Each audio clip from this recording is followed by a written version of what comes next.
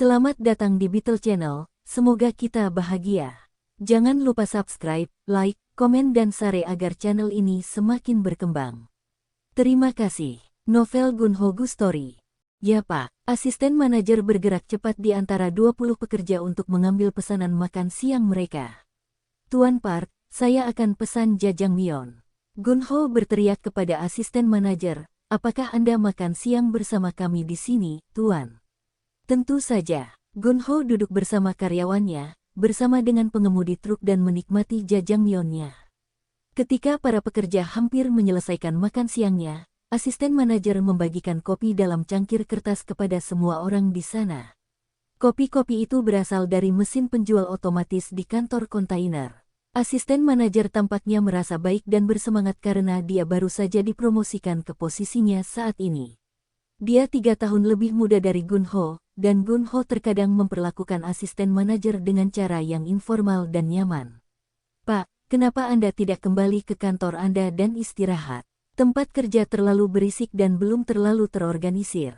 Seperti yang disarankan Direktur Kim kepada Gunho, Gunho kembali ke kantornya di lantai 2 setelah makan siang, dan dia terus membaca buku kartun itu sebentar. Setelah dia menyelesaikan bukunya, dia kembali ke tempat kerja untuk melihat bagaimana keadaannya. Sopir truk forklift sudah pergi. Iya Pak, dia berangkat sekitar jam 3 sore. Sopir lift barang berangkat tepat setelah dia menyelesaikan jajangmyeonnya. Dion Korea belum membeli truk forkliftnya sendiri.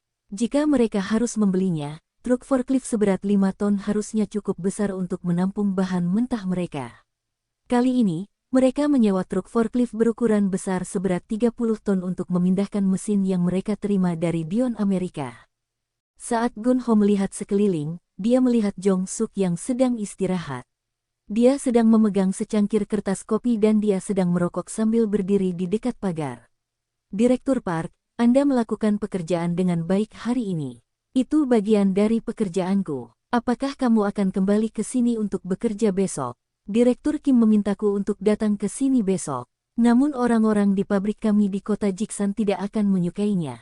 Kenapa kamu tidak bekerja di lokasi Jiksan pada pagi hari dan datang ke lokasi Asan ini pada sore hari? Itulah yang saya lakukan akhir-akhir ini. Aku tidak tahu. Saat Gunho dan Jong Suk sedang membicarakan pengaturan kerja, sebuah van Starex memasuki gerbang pabrik dan 3 pria Amerika turun dari van tersebut. Mereka adalah para insinyur dari Dion Amerika. Manajer Kang menjemput mereka di bandara pagi itu. Begitu mereka turun dari van, mereka langsung menuju gedung kantor tanpa menyadari bahwa Gunho sedang berdiri di halaman. Kak, kurasa sebaiknya kau kembali ke kantormu. Insinyur Amerika sudah tiba. Tidak apa-apa, Direktur Kim dan Tuan Adam Kessler ada di kantor. Saya ingin berbicara dengan mereka sebelum kita mulai memasang peralatan. Lakukan besok. Para insinyur itu pasti merasa sangat lelah setelah penerbangan berjam-jam. Gunho sedang berjalan ke lantai 2 menuju kantornya ketika dia bertemu dengan asisten manajer dari tim urusan umum. Tuan Park, bisakah Anda datang ke kantor saya sekarang? Ya Pak, asisten manajer mengikuti Gunho ke kantor presiden. Saya melihat Anda berlarian tadi untuk menyajikan kopi kepada para pekerja. Saya pikir kita perlu mempekerjakan pekerja baru untuk pekerjaan semacam itu. Karena Anda telah bekerja di Departemen Urusan Umum, Anda mungkin pernah menangani 4 asuransi umum besar sebelumnya. Saya benar. Ya, Tuan. Saya sebenarnya bertugas menangani 4 asuransi umum besar. Mengapa Anda tidak mengajukan 4 asuransi umum besar untuk para pekerja di Dion Korea? Kami sudah melakukannya Pak, saat kami masih di lokasi Jiksan, tepat sebelum kami pindah ke Dion Korea. Lalu, buat akun di Weknet dengan nama Dion Korea dan pekerjakan 1 pekerja wanita. Posisi apa yang kita posting? Kami membutuhkan asisten kantor untuk tim urusan umum yang dapat memberikan dukungan kepada pekerja lain dalam tim dengan keterampilan pengolah kata. Kami lebih memilih seseorang yang berasal dari bidang ini, Asan City, dan saya ingin dia mengurus mesin penjual kopi otomatis juga. Direktur Kim beberapa hari yang lalu menyebutkan bahwa seorang pejabat pemerintah yang menghadiri upacara peresmian gedung kami meninggalkan resume bersamanya. Dia mengatakan itu untuk saudara iparnya yang sedang mencari pekerjaan. Benarkah? Kalau begitu bawakan aku resumenya, aku akan memeriksanya. Saat Gun-ho sedang berbicara dengan asisten manajer, Tuan Adam Kessler memasuki kantor Gun-ho bersama 3 insinyur Amerika. Penerjemah mengikuti mereka ke kantor. Ini adalah para insinyur dari Dion Amerika.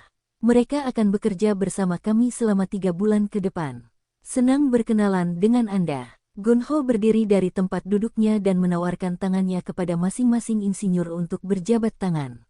Saya berharap Anda dapat mengajari teknisi kami teknologi canggih Anda selama Anda tinggal bersama kami, sehingga kami dapat menghasilkan produk dengan kualitas yang sama di lokasi ini dengan produk dari Dion Amerika. Tuan Lee, tolong tafsirkan ini untukku. Penerjemah. Tuan Lee segera menafsirkan apa yang baru saja dikatakan Gun-ho kepada ketiga insinyur Dion Amerika. Oke. Para insinyur terus menganggukkan kepala dan berkata oke sambil mendengarkan interpretasinya. Saya memahami bahwa Anda mungkin mengalami beberapa kesulitan selama tinggal di Korea karena perbedaan budaya, kendala bahasa, perbedaan makanan, dan cuaca. Kami siap membantu Anda, jadi jangan ragu untuk memberitahu kami jika Anda memerlukan bantuan. Ketiga insinyur Amerika berdiri di sana tanpa ekspresi wajah saat Gun-ho berbicara dalam bahasa Korea, dan begitu penerjemah mulai menyampaikan pesan dalam bahasa Inggris, mereka menganggukkan kepala dan berkata oke beberapa kali. Setelah para insinyur dari Dion American meninggalkan kantor, Direktur Kim dan asisten manajer dari tim urusan umum masuk ke kantor. Direktur Kim membawa resume di tangan kirinya. Pak, ini adalah resume yang ditinggalkan salah satu pejabat pemerintah kepada saya pada hari upacara peresmian gedung kita. Saya akan menunjukkannya kepada Anda setelah kiriman tiba dengan selamat. Apakah menurutmu dia cocok untuk perusahaan kita? Dia tidak punya pengalaman kerja, tapi kualifikasinya lumayan. Dia lulus dari perguruan tinggi yang bagus juga. Dia juga tampan. Aku bisa mengetahuinya dengan melihat fotonya yang terlampir di resumenya. Pejabat pemerintah mana yang memintamu? Direktur Kim mendekati Gun-ho dan berbisik ke telinganya. Dia adalah saudara perempuan dari istri petugas. Meskipun dia yang meminta ini, jika dia tidak memenuhi syarat, kita tidak harus mempekerjakannya, tapi selama dia memiliki kualifikasi yang tepat, kami akan mempekerjakannya. Dimengerti, Pak. Saya rasa kita bisa menjalin hubungan baik dengan masyarakat setempat melalui pejabat pemerintah ini dengan melakukan bantuan kepadanya. Kakak iparnya adalah kandidat yang layak untuk pekerjaan itu. Dia belajar bahasa Inggris di AS selama setahun, dan dia mempertahankan nilai TOEIC yang tinggi. Baiklah, Direktur Kim, mengapa Anda tidak mewawancarainya? Dan pekerjakan dia jika menurut Anda dia adalah orang yang tepat untuk pekerjaan itu. Dimengerti, Tuan. Oke, kalau begitu, kamu bisa kembali bekerja. Ada satu hal lagi yang ingin saya bicarakan dengan Anda, Tuan. Apa itu? Ini tentang kelas bahasa Inggris yang kami adakan setiap pagi di GH Mobile. Oh, kelas yang diadakan oleh penutur asli bahasa Inggris dari Universitas Hoseo. Ya Pak, saat kami memulai kelas, kami memiliki sekitar 50 pekerja yang menghadiri kelas setiap pagi karena Anda sangat mendorong mereka untuk mengikuti kelas tersebut. Kedengarannya benar, dan jumlah peserta secara bertahap berkurang seiring berjalannya waktu. Menjadi 30 orang, lalu turun menjadi 20, dan sekarang hanya ada 2 atau 3 orang yang menghadiri kelas. Saya pikir para pekerja tidak mengikuti perkembangan bahasa Inggris kelas karena kami tidak benar-benar merasa perlu menggunakan bahasa Inggris di tempat kerja. Namun, berbeda di Dion Korea. Karena kami adalah perusahaan patungan dengan perusahaan Amerika, kami tidak dapat menghindari paparan bahasa Inggris di tempat kerja. Itulah mengapa Anda, Direktur Kim bergabung dengan Dion Korea. Anda menjalani wajib militer di augmentasi Korea di Angkatan Darat Amerika Serikat KATUSA. Oh, itu terjadi 30 tahun yang lalu, Tuan. Ngomong-ngomong, saya berpikir mungkin ada baiknya membawa guru penutur asli bahasa Inggris itu ke Dion Korea dan mengajar kelas bahasa Inggris di sini. Aku mengerti maksudmu. Aku akan memikirkannya. Sia-sia membayar guru untuk mengajar hanya 2 atau 3 orang di GH Mobile. Jika guru penutur asli bahasa Inggris dari Universitas Hoseo itu mengajar bahasa Inggris di sini, saya sendiri bersedia menghadiri kelas setiap pagi. Saya mendengar Anda, Direktur Kim. Saya akan memikirkannya. Keesokan paginya, setelah memberikan tinjauan sepintas atas laporan di GH Mobile, Gun-ho menuju ke Dion Korea. GH Mobile seharusnya baik-baik saja tanpa saya. Presiden Song adalah orang yang teliti dan saya yakin dia akan menjaganya dengan baik. Ketika Gun-ho memasuki tempat kerja produksi Dion Korea, dia melihat Jong Suk melakukan pengelasan oksigen asetilen. Dia mengenakan kacamata las hitam. Pengelasan tersebut menghasilkan asap dan api yang terlihat. Jong Suk dikelilingi oleh 3 insinyur dari Dion Amerika, seorang penerjemah, dan 2 peneliti yang bergabung dari GH Mobile. Mereka menyaksikan Jong Suk melakukan pengelasan. Jong Suk bergumam saat bekerja, "Sial. Aku satu-satunya yang bekerja di sini." Tidak ada yang mengatakan sepatah kata pun sebagai tanggapan atas gumaman Jong Suk. Ketika mereka melihat Gun-ho masuk ke area tersebut, mereka semua menyambutnya, kecuali Jong Suk. Jong Suk tidak memperhatikan Gun-ho dan terus melakukan pengelasan. "Sial, sial. Orang-orang itu dikirim ke sini untuk melakukan pekerjaan teknik, dan aku satu-satunya yang melakukan semua pekerjaan di sini sementara mereka hanya melihatku bekerja. Ada yang tidak beres. Akulah orang yang seharusnya mengawasi mereka bekerja. Sial." Penerjemah. "Tuan." Liang mengerti apa yang dikatakan Jong Suk tertawa tapi dia tidak menafsirkan apa yang dikatakan Jong Suk. Gun-ho malah menanggapi gumaman Jong Suk, "Hei, para insinyur ini adalah insinyur di bidang kimia untuk produk senyawa. Mereka bukan mekanik seperti Anda." Jong Suk melepas kacamata pengamannya saat mendengar suara Gun-ho. "Hah, Kak, oh, maksudku Pak, Anda di sini. Mengapa kamu memotongnya? Kami sedang memasang mesin di sini, dan bagian ini terlalu panjang, jadi kami perlu memotong bagian ini." "Begitu, baiklah, teruslah bekerja dengan baik. Sepertinya hanya kamu saja yang bisa melakukan pekerjaan itu." Gun-ho menerima telepon dari Direktur Kang dari GH Development. "Tuan, ini Direktur Kang." "Oh, Direktur Kang. Terima kasih telah menjemput para insinyur Amerika itu di bandara dan mengantar mereka ke kota Asan kemarin. Tentu saja saya harus memberikan dukungan apapun yang saya bisa kepada perusahaan GH manapun. Saya menelepon karena ada sesuatu yang perlu saya bicarakan dengan Anda, Tuan. Kami telah menerima surat dari Balai Kota Seoul, mengatakan jika kita membuat atap gedung kita menjadi hijau seperti taman atau semacamnya, mereka akan mensubsidi biayanya sekitar 50%. Selain itu, mereka bersedia membayar biaya layanan yang dibebankan oleh kantor daerah untuk pemeriksaan keamanan mereka. Saya bertanya-tanya apakah kami ingin melamarnya. Siapkan surat-suratnya. Lagi pula aku akan datang ke Seoul untuk urusan lain. Aku akan mampir ke kantor." "Kedengarannya bagus, Tuan. Saya akan berada di sini." Sudah lama sekali sejak Gun-ho pergi ke gedungnya di kota Sinsa. Tampaknya seorang penjaga keamanan baru sedang bekerja pada hari Gun-ho mengunjungi gedung tersebut. Penjaga keamanan tidak mengenali Gun-ho. "Aku lebih suka cara ini. Karena dia tidak mengenaliku, aku tidak perlu repot naik lift ke kantorku."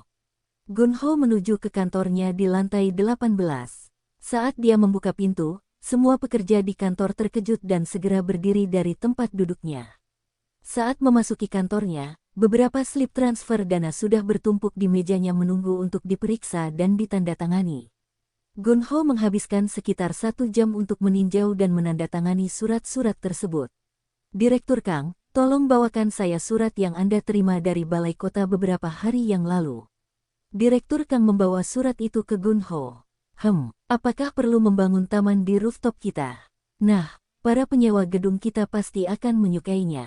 Ini akan memberikan tempat istirahat yang nyaman, dan juga dapat mencegah terjadinya aktivitas yang tidak diinginkan di dalam gedung. Misalnya, banyak anak muda di dalam gedung yang merokok di sekitar pintu darurat. Kita tidak bisa mencegah mereka melakukan hal tersebut karena mereka bebas melakukannya, namun masalahnya adalah banyak dari mereka yang membuang puntung rokoknya begitu saja setelah merokok. Banyak puntung rokok yang tidak dipadamkan dengan benar dapat menimbulkan kebakaran. Bahkan ada yang membuang puntung rokoknya ke udara dan membiarkannya hinggap di jalan. Kita perlu sesuatu untuk menahan aktivitas tersebut. Jadi kami ingin membuat taman atau bahkan taman kecil di rooftop, sehingga para perokok akan merokok di sana, bukan di suatu tempat di dalam gedung. Itu benar. Ayo kita lihat atapnya sekarang. Tentu, Tuan. Direktur Kang mengambil kunci atap dan mulai berjalan di depan Gun-ho. Pintu besi menuju atap terkunci dan ada tanda di pintu yang bertuliskan, hanya staf. Begitu Direktur Kang membuka pintu, Gunho bisa melihat ventilator besar dengan segala macam sampah.